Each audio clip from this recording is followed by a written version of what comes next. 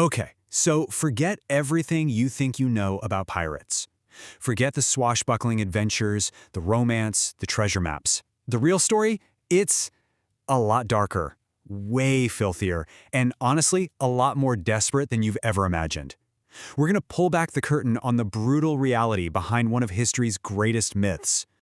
I want you to picture this. You're down in the suffocating dark of a ship's hold. The air is so thick you can taste it. It's the stench of rot, of sickness, of human waste. But here's the twist. You weren't captured. No, you signed up for this. You swore the oath, you took the blade, and you went chasing that promise of gold. The real question isn't if you'll find treasure, it's if you'll live long enough to spend it. So why?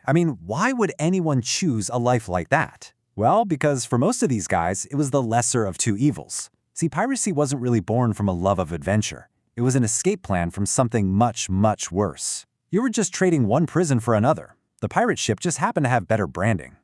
And this right here, this lays out the impossible choice they had. On one hand, you've got the Royal Navy, or a merchant ship. We're talking daily floggings, working 18-hour days for basically nothing, and constant abuse. On the other hand, the pirates are offering you a shot at more gold than you can dream of, a vote in how things are run, and a brotherhood. It wasn't a good choice, but for them, it was a choice. But that promise of freedom, yeah, that wears off pretty quick. Your new home is this constantly wet, creaking, groaning ship, crammed with dozens of guys who haven't washed in months. The air is so foul, it's like a toxic fog of sickness and despair that just sticks to everything. This wasn't a ship of liberty. For most, it was a floating coffin. And your daily routine? Oh, it was just a checklist of horrors. The food was rancid, literally crawling with maggots and weevils. The drinking water was slimy and tasted awful. You had diseases like scurvy rotting your gums until your teeth fell out, and dysentery was everywhere. Even a simple cut could get infected and kill you, and the best medicine they had was rum and maybe a prayer. That was the grim reality, day in and day out. But they put up with all of it. Why? For the plunder. For that one single life-changing moment of pure, violent chaos when a merchant ship sailed over the horizon. That one moment made all the filth and misery feel like a fair price to pay. You know, the Black Flag, the Jolly Roger, it wasn't just a cool symbol. It was a weapon. It was psychological warfare, perfected. Pirate captains designed their flags to be as terrifying as possible. And the message was simple. Surrender your stuff without a fight, or, well, you're gonna die. A lot of the time, their scary reputation did all the work for them. And the payoff? Get this, the payoff could be absolutely mind-blowing. For the lowest-ranking pirate on that ship, a single good raid could net him more money than a regular sailor made in 5 years. That kind of cash was completely unimaginable, and it made all the suffering seem worth it. For a little while, anyway.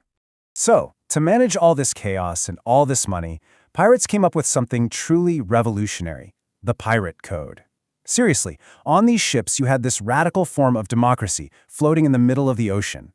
Every man, it didn't matter who you were or where you came from, got an equal vote on everything, from where they were going next to how they split the loot. But don't get me wrong, this democracy had some serious teeth. If you broke the code, the whole crew voted on your punishment. And marooning wasn't just being left on a tropical island. No, they'd dump you on a tiny strip of sand that completely disappeared at high tide. Then they'd give you a pistol with just one bullet, not to fight anything, but for you to use on yourself when the water started rising. And that fragile democracy, that so-called brotherhood, it was always just one bad day away from completely falling apart. The very same gold that brought them all together for a raid was the exact same thing that would eventually tear them apart. And here's the real kicker, the thing you have to understand. Not everyone on that ship was a volunteer, not even close. A huge chunk of any pirate crew was made up of guys they forced into service from ships they captured. These were desperate men who didn't want to be there, and that makes for some seriously dangerous and untrustworthy shipmates. Just look at this breakdown.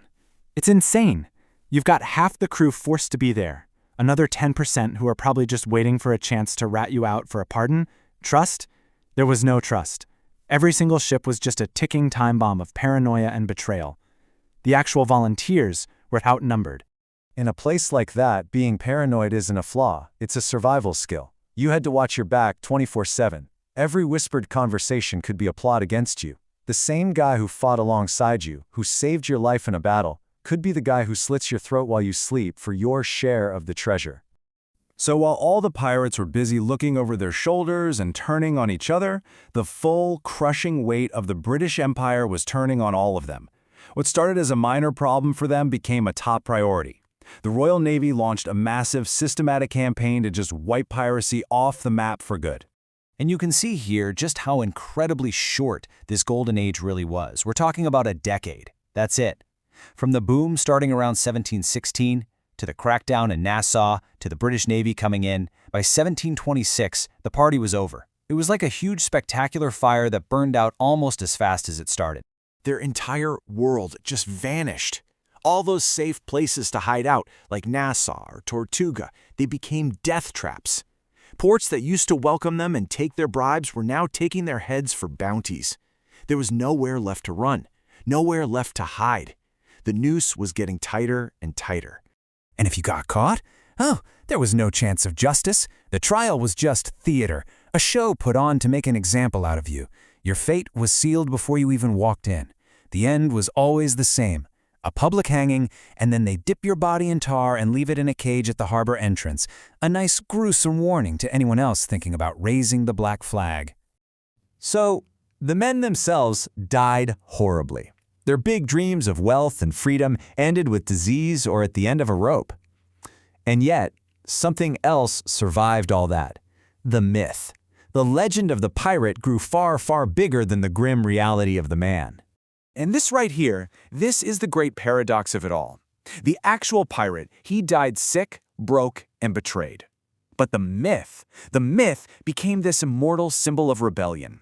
The black flag, which was once a sign of terror, was later picked up by revolutionaries and rebels as a banner of freedom against kings and empires. The idea was so much more powerful than the reality ever was.